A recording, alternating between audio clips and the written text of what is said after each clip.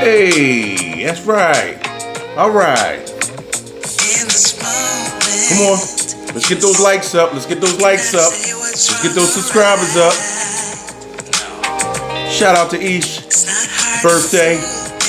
Couple new subscribers. Appreciate you. Come on. Let's get the likes up. Let's get the subscribers up. Let's get them up. That's right. No, we didn't. Don't go there. Check it out. What's going on, everybody? It is Monday after Thanksgiving. It is good to be back with you. It is good to see you. I guess see you, and hopefully it'll be good for you to see me. And no, these are not prescription, but these are just paying some homage to the late, great internet sensation, Kevin Samuels. Now, I know he was kind of like a polarizing guy and everything, but this week what we're going to do is that we're going to dedicate some episodes to him, most of the week, to talking about just some of the different issues that he tried to tackle when he was alive.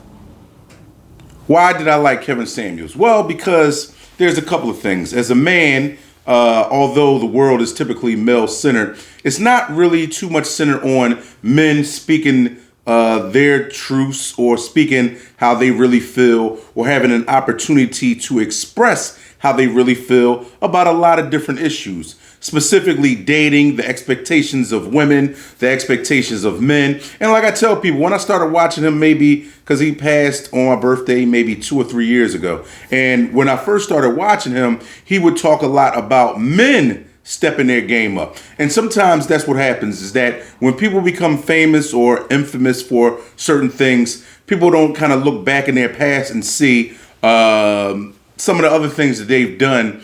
And, people start looking at things as sexist or racist or whatever without necessarily doing the research. So initially what he would do was, because I would look and I'd say, well, who's this guy sitting in his car with a suit on or, a shirt and a tie talking about how all of these guys that are in their 30s and 40s need to put the Jordans away and start getting nice shoes and nice suits and things like that. Stuff that I already liked, but he was the first one that I can remember in all my years of watching YouTube or even, mainstream TV who highlighted that stuff, especially in the black community, where you had guys, who said, hey, look, like he would say, just throw a suit on Friday or shirt and tie on Friday, go out to the mall, even if you're not buying anything, and see what the reaction that you get from people and see how much better you are treated by people.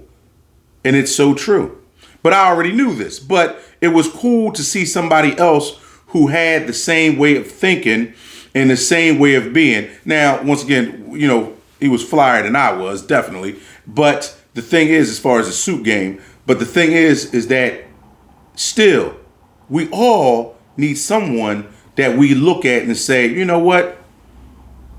That's a model of greatness. That's a model of someone who wants to do something that's different and show people something that's different.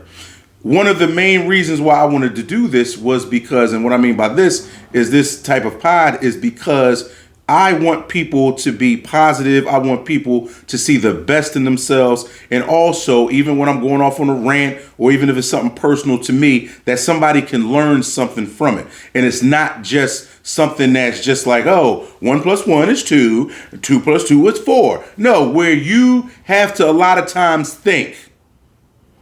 You don't need to worry about what somebody has on.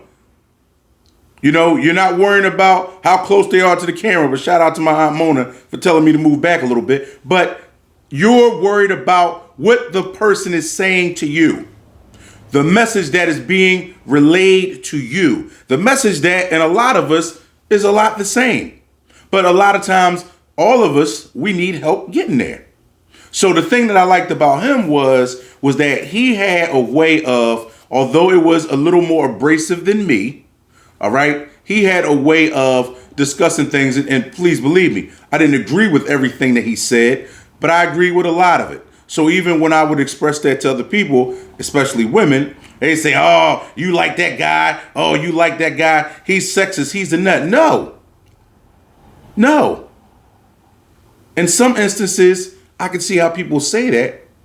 But in other instances, and most times, what people need to do is that they need to come out of their comfort zone thinking that something is and it isn't.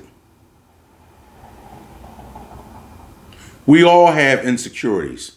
We all have things that we need to work on. We all have things that we need to do to make us better, even if we are considered great. There are things that we need to do to make us better.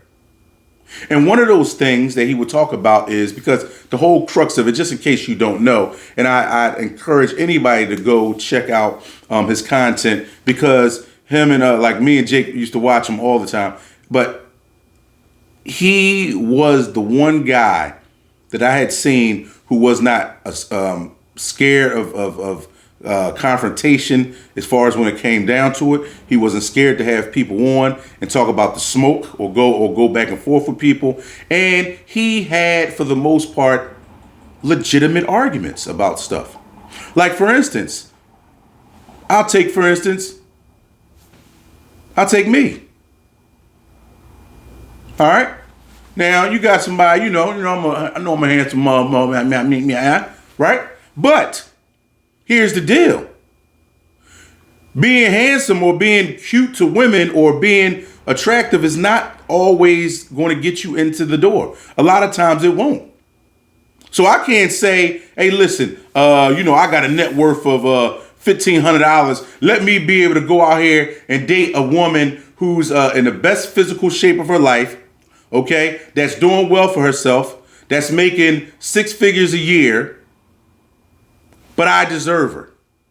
No, that's not the way it is. And so conversely, the other way is true, where if you are a woman, okay, and you weigh a certain amount, or you look a certain way, or you whatever, no, you're not going to get this type of guy. And it's okay. It's okay. And I think that with men tend to understand these things faster. Hey, listen, I know I only got $40, but when I go into the strip club, if that's what you do, I know in my mind, once I go into this strip club, if I can't use my mind and my mouth to talk this girl into doing something more than what I want for that $40, guess what's going to happen? I'm going to go in there with that $40, and depending on how it goes, I'm probably going to come out with no dollars, but I'm going to have the time that I expect for $40. So you might say, well, gee, what do you mean by that? Well, you guys, you know what that means. For $40, you may get a couple lap dances for those you don't understand that. You may get a couple stand-up dances, a couple free rubs and fills and all that other kind of stuff. But you understand when you go in somewhere like that with $40, you're not going to get much. But hey, you might come back another week and your pockets are full. Just got paid Friday night. And you go in there and you might have $400 or $500 on you. And hey, listen, I'm going to have a little more fun. But as we know, a lot of times, especially with women are typically blessed with things earlier. They develop earlier. They're considered to be prettier or more attractive. So there's a lot less of things that they have to do. Now, unfortunately, they're subjected to a lot of other evil, mean stuff. But as far as being courted by men, it's typically instant, especially once they become teenagers. Men, it's a harder job. Men, you got to kind of wait. It takes you maybe until your 20s, to grow some facial hair. Not like, unless you like my homies Ron and Rajiv, they have facial hair at 12. But hey, so, it takes you a while to grow a full beard. It takes you a while to get your credit together. It takes you a while to get your money up when you're a man. Whereas is that a lot of times as a woman, women are given certain things. Now, whether they take advantage of it or not or do whatever, women are typically given things. Men are not. So, because, we're going to do a deeper dive into different things. But, I just wanted to let you know this is kind of where we're headed for this week. And, just wanted to do this quick one, just kind of giving a summation as to why, we're going to be talking about it this weekend. I'll probably be rocking these glasses or some other glasses, like I said, just to show, respect to the brother. Because although he wasn't necessarily, if people would consider it, worldwide famous, but he definitely had an impact on my thinking. And I was, in my early 40s when I started listening to him. But still, I was able to learn and I was able to get some stuff out of it. And it also, because it was relative to me,